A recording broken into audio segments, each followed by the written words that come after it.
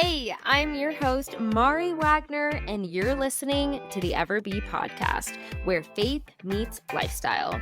I'm so excited you're here. Whether you're a new listener or a longtime follower, I know there's something here for you.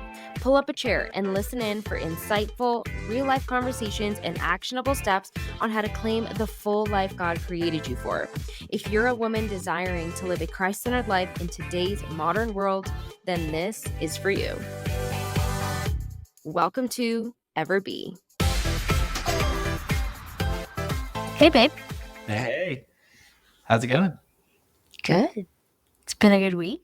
Yeah. Yeah, we've been home finally for like the last few weeks, which is a rarity for us these days. Yeah, we've been traveling quite a lot this summer. Yeah, this summer and fall were really crazy with travels. And I think we counted up I think you had said 11 or something like that in like the span of a few months. 10, 11, something like that in like 3 months. Yeah. Since July. So that was pretty crazy. And starting the first week of November, we were finally home for a few weeks. And for a few months. Yeah. So we're home all through the holidays up until Seek. And I just can't tell you how rested I feel and how just like at peace and happy I feel just to be home for a few months. It's been a big thing. Peace and order, balance. Yes. That's what you're all about. It's what I'm all about these days, peace, order, and balance, because I've just realized if you don't have those things, then it's chaos in your heart, in your soul. Last 3 months. Yes, our last 3 months were literally chaos. But Peace is good. But peace is good. Is a little fun. It's fun at times. Sometimes. No, it is fun sometimes.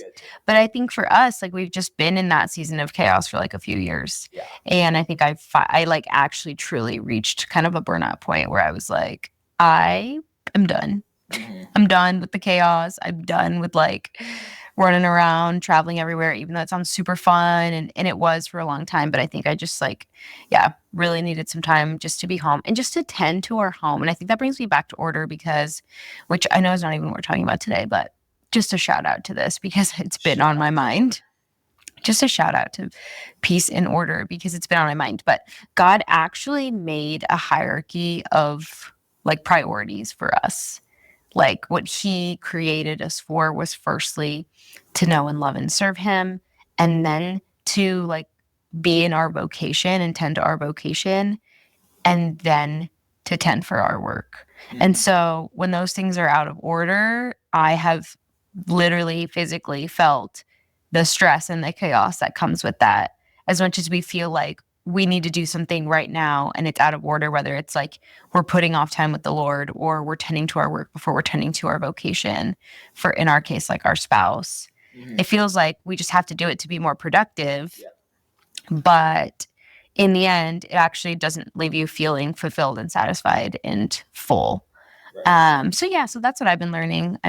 I'm just like so happy because I actually get to be home and practice just like a well-ordered life that I've been wanting to for a while. And I talked a little bit about it on Instagram this week, but I think I'm gonna have to do a podcast episode about it because I just feel like I have more to say. And I got so many responses on my stories about it. And so I know it's... Is that yesterday? Yeah, I talked about it twice this week, and both times I got a ton of responses. And so I feel like it's just a conversation that like young wives really relate to and want to dive into more. I think everybody can relate to wanting more peace and balance in my life. Yes, and wanting practical ways to actually execute. Yes. And help you get there. That's the hardest part though, right? Yes. You can talk it and you can plan it, but that's what we talk about all the time. Like the discipline to actually do the plan is the hardest part. Yeah, like actually doing the work is the hardest part. Yeah. And I guess that leads us into our convo today. It's about marriage. Marriage. Surprise, surprise. We're back talking about God-centered marriage. It's kind of what we do around here.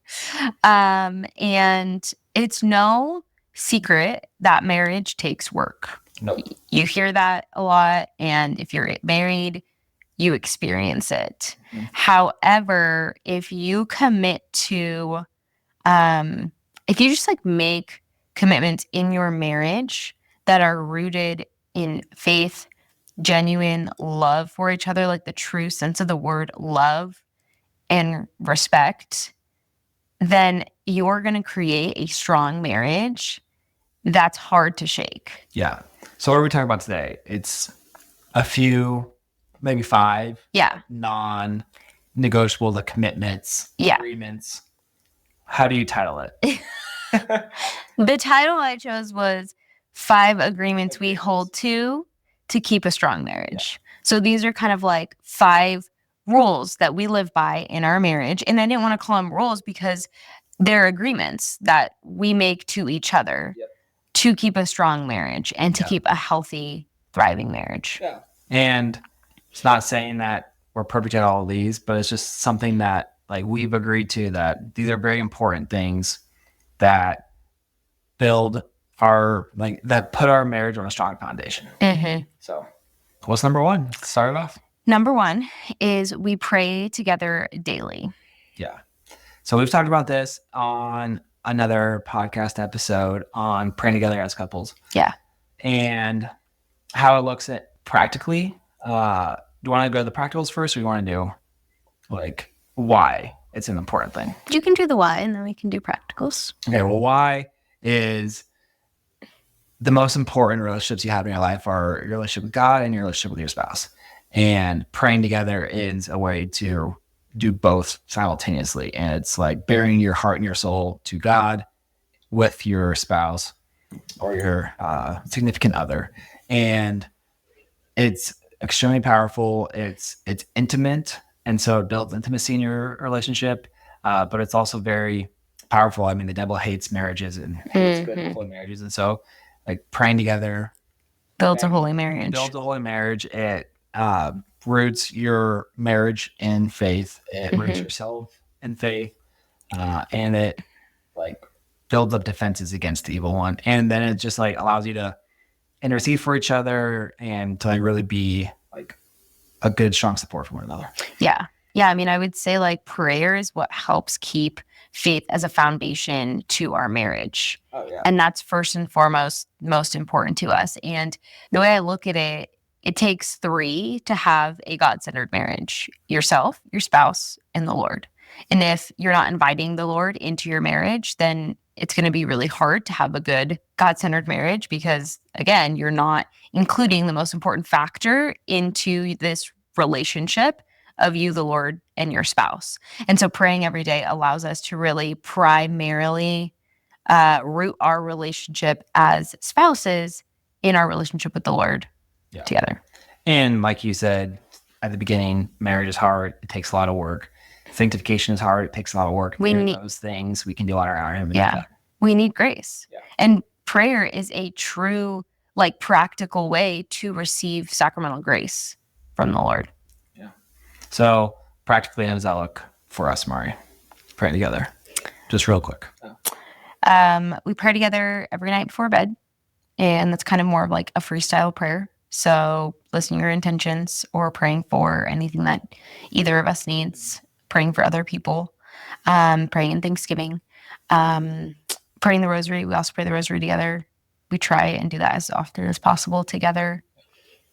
And that's kind of like the primary ways we do it. The most routine ways. But then there's like the one-offs where we'll pray scripture. Do Lexia together, or if one of us is struggling or just like wants some intercession, or like if one of us is feeling very stressed out, we'll ask the other person to like pray with us, or if we're sick, we'll ask the other person to pray with us. Classic intercessory prayer. The other thing too that I think is important, and I know we talk about it a lot in our relationship, is that the habits we build now are habits we're going to have for our whole marriage, and the habits we're going to have like in our family as we continue to grow our family and have kids one day. And we want our kids to learn to pray. We want our kids to see their parents praying. And so building this habit now as a couple, just as spouses, is going to allow us to just make it like a regular, routinely part of our family life and of our home life.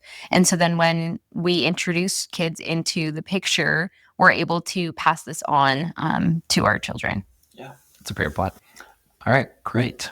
And number 2, what's the second agreement? Yes. Number 2 is we never speak ill of each other. So I think that a lot of the times in the secular world, you see this more, I feel like, than in Christian circles. But I mean, you can't exclude Christian circles from this. We're all human. None of us are perfect. And sometimes we, are tempted to talk badly about our spouse.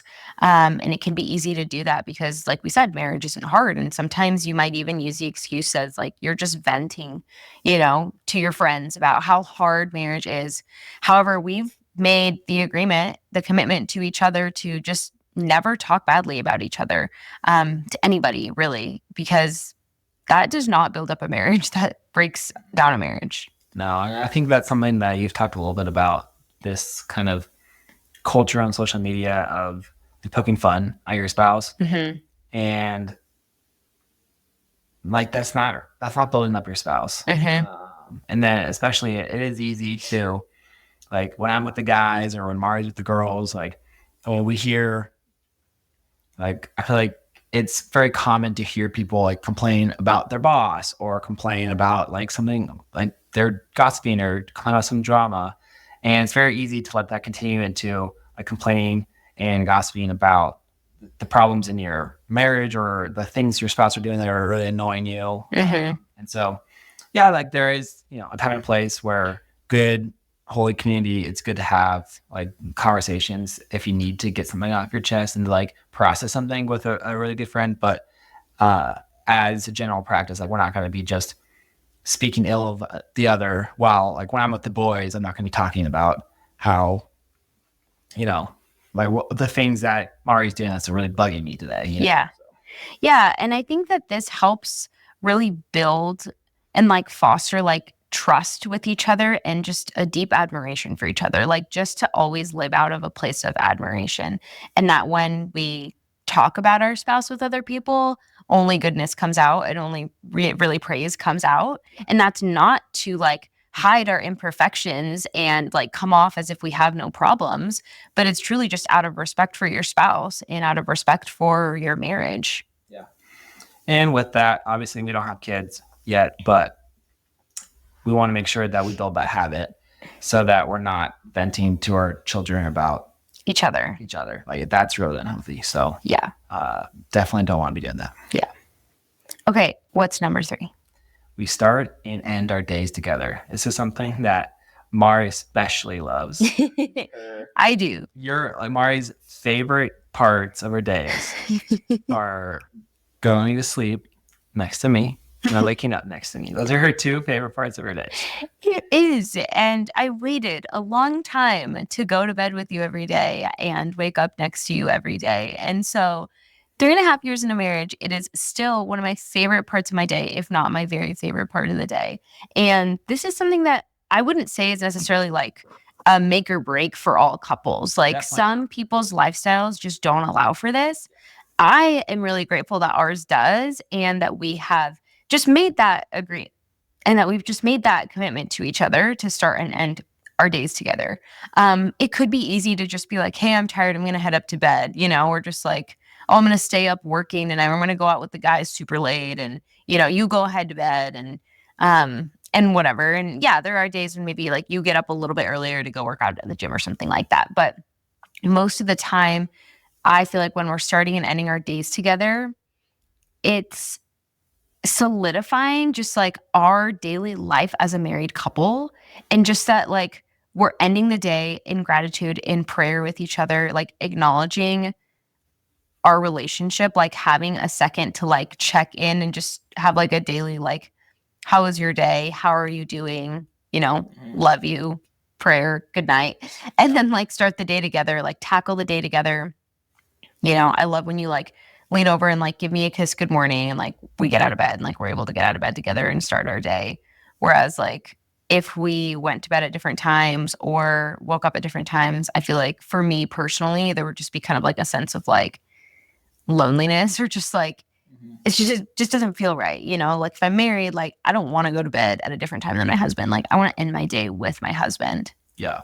I think the 2 things that I was thinking about while you were sharing was, one, it builds unity. Mm-hmm. a spouse or like as a couple, especially going to bed together, and there's real unity. And then two, provides a space for one, just conversation and connecting as a Yeah. couple. If one of us goes up to bed before the other, then you're missing out on like getting ready for bed together and then just like decompressing your day, or connecting in conversation, just you two in bed. And then three, well, I guess there's two more. Three is it provides a space for prayer. Like if you're going up to bed at different times, then it would be very difficult to pray together at night or in the morning. And it's just like the easiest thing to do is just pray together when you go to bed. And so that's like, but the first step is you have to go to bed at the same time. And then lastly, it does keep the window open for more opportunities for intimate conversations. For intimacy. For intimacy. So, yeah, exactly. like, which is so important in a marriage. And like, not very many times are you able to just do it in the middle of the day with each other. And so like night in the evening when you're coming together and you're connecting emotionally, spiritually, and then also physically. Yeah, I love that. So that's why we love ending a day together. Okay, commitment number 4. We believe that honesty is the best policy. Yeah. I'm a fan of this in all my relationships. This is a must. This has to be for a marriage. Yes. So basically, this just means exactly what it is. We choose to be honest with each other at all times. We choose to say what we're feeling, not play mind games with each other, and truly not shove things under the rug. I think there's a time and place to choose when to bring things up. But if something actually is hurting us or bothering us or we don't agree with or whatever, we'll kindly bring it up to each other. And it's usually not we usually won't just like let things pile up until we blow up and then like have to unload, because we believe that continually just keeping a conversation or just keeping like a spirit of transparency in our conversations and in our relationship is just going to lead to healthier marriage, because we're constantly communicating with each other exactly what we're feeling. Yeah. And my favorite part about this agreement is the no mind games. Like if you want something, say that that's what you want. If you don't want something, like we tell each other like that's not what we want, or we want something different. And it's not like I'm asking Mari if she wants me to buy this thing for her and she's saying no, but she actually does want me to get it for her, but she's telling me no. Or if like I'm cooking food and she is not going to tell me that she doesn't want that. And so then she's just unhappy and hangry because she didn't get to eat what she wanted to eat. Then it's just like, or more like serious examples. Like, if you do something often that bugs me, I'm not going to just be like, oh no, it's fine, babe. I'm fine. That didn't bother me. It's okay. Exactly. Just to be like a people pleaser, just to not want to, or not a people pleaser, but like to avoid confrontation. Yeah. I think this is where the biggest pitfall is with people. This commitment can be really hard because a lot of people don't like confrontation. And I think the reality is that confrontation doesn't have to be an aggressive argument. It can just be an honest, candid conversation. And this is like, honesty is avoided a lot because people think it's going to lead to a big argument. Yeah. And I'll tell you right now, I think any man can say this has been in a relationship. Like if a girl is saying I'm fine, like then they are fine. Like that is the expectation. Like if you're communicating with your words that you're fine and you're actually not, then you're setting your man up for failure and you can't expect anything different. Yes. And so like be honest with your husband or your significant other. Like if you're not fine, tell them why. We're not mind readers. We can't get in there and figure out what's wrong. I think, being honest with the other about like what you're actually feeling, exactly what you said. Yeah, and I think the way you worded that was really beautiful, because I don't feel like I've heard that often. Like, choose honesty, because why would you want to set your spouse up for failure? Why would you want to lead them to believe something that's not true, that's just going to cause confusion and conflict? And those just aren't of the Lord. Yeah, totally. Honesty is the best policy. And last one, number 5, is we choose to love each other in each other's love languages. This is a big one. This is one that we like learned right off the bat, right as soon as we got married. It was like one of the first like hard lessons we learned But that led to this agreement to like really make an effort to love each other in each other's love languages. So if you haven't done the love languages, look up love languages, and it's basically like the different ways that people feel loved the most and most naturally give love. Usually those are correlated, I would say. And so it's acts of service, physical touch, quality time, words of affirmation, and gifts. And my top love language is physical touch, which means that I feel most loved when I'm hugged or kissed or like somebody like, like rubs my shoulder or just like there's any like point of like physical contact that like makes me feel like seen and loved. Yeah. And so similarly, it's also the way you give love the most. Yes. Because it's natural. If that's the way that you receive love and you have an urge to show love and affection, like you do that in the physical way because that's the way that you receive it. Yeah. Yeah. And then my love language, my top one is acts of service. And so I receive love very well when people are performing acts of service for me so I don't have to do them. That's also the way that I give love. And so I'll be doing the dishes or cleaning up something or taking the trash out or doing chores like or driving or going on my way to pick something up, like finding ways to serve as a way of showing love. And so a lot of times like when I feel like the inclination, like, oh my gosh, like I love you, like I want to love you. Yeah, I'll, get up and clean up the kitchen. And this or you'll like get up and like bring me my water or like, if like I'm on the couch or something, I feel like that's like like nobody likes getting off the couch, like that's a little way to do like an act of service. I feel like, if I'm on the couch, I'm like, babe, can you please bring me my water? Getting off the couch and doing that. Exactly. And so this really became a challenge in our marriage early on is I kept thinking, especially like in the mornings, I would wake up early and make breakfast for us both. And, or at nights after dinner, I would get up and start cleaning up the kitchen and doing the dishes. And so I was like giving love, but it wasn't being received by Mari. She just in that way. She was like, oh, like, he just has to do the dishes. Like, you have to do the dishes. So we're going to do the dishes.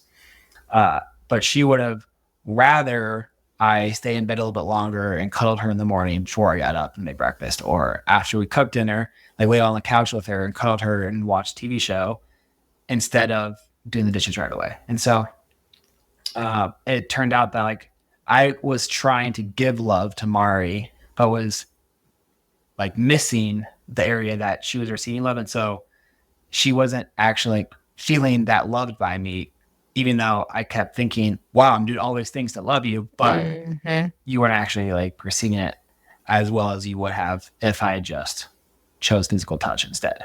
Yeah. And I mean, it went the other way as well. Like I felt an inclination to like love my husband. So I would go and like give him a big hug or give him a kiss or like ask to cuddle or just, just like try and be physically close to him and like show my love in that way.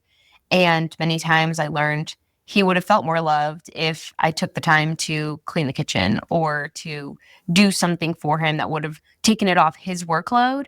And that would have gone a longer way than like stopping him to like give him a hug or something like that. Yeah. And so it ends with both parties feeling and like trying really hard to love the other. It's all in good intention. But then we were almost just like missing each other. Yeah. And it's frustrating. And it's frustrating because like you're continually feeling like I'm trying to love my spouse. I'm trying to love my spouse. And it's like so defeating to hear like, I wish you would have done this, like I don't feel as loved because I'm not receiving love in the way that I most naturally receive love best. So the challenge here is choosing their love language over yours.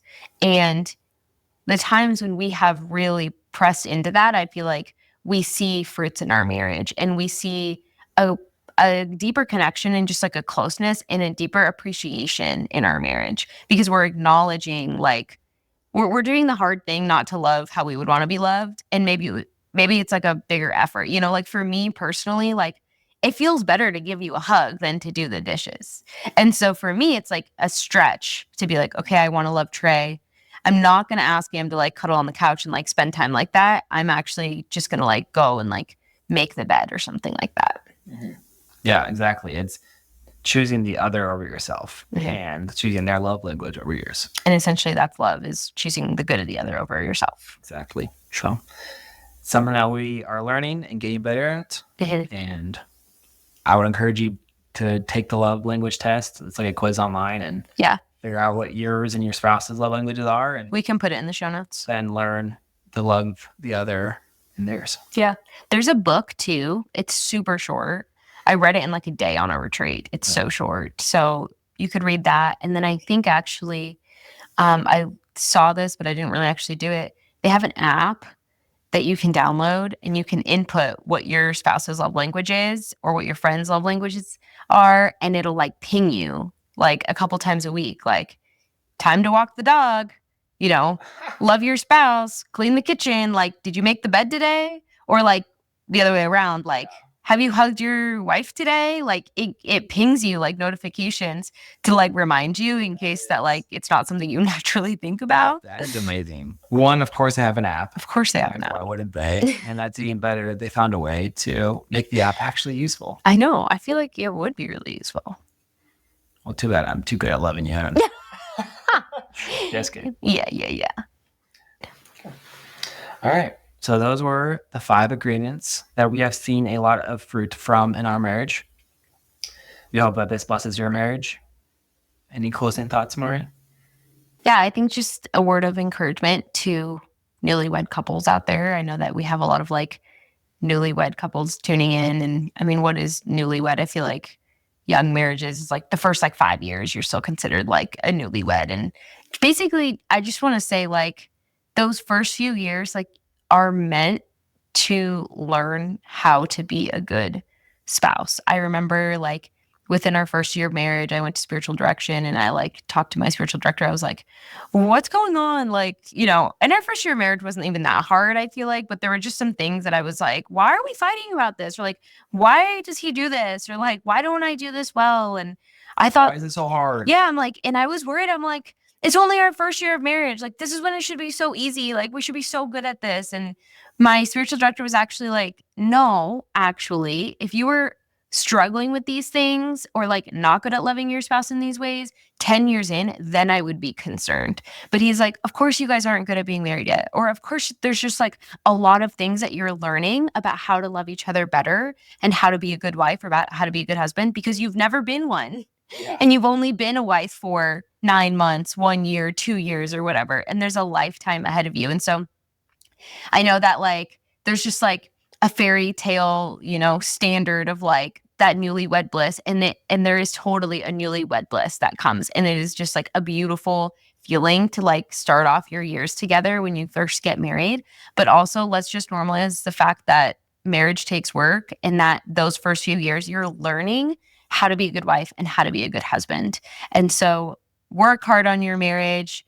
Know that like you're not perfect. We're not perfect. And that's just what these first few years of marriage are. And honestly, all the years of marriage, there's probably going to be so many seasons of stretching and growth. But I hope that these commitments that we hold to each other that we shared with you today could be a source of encouragement and inspiration of ways that you can pour into your marriage and center it around Christ. Thank you so much for listening in. If you've enjoyed this episode, please share it with your friends and on social media, and give me a 5-star rating on whatever podcast platform you're listening on. That helps me and the show out so much. Also, make sure to follow the podcast on Instagram at EverBePodcast. And if you want more content like this and you don't already follow me, you can also follow me on Instagram at mari.c.wagner. And may his praise ever be on our lips. God bless.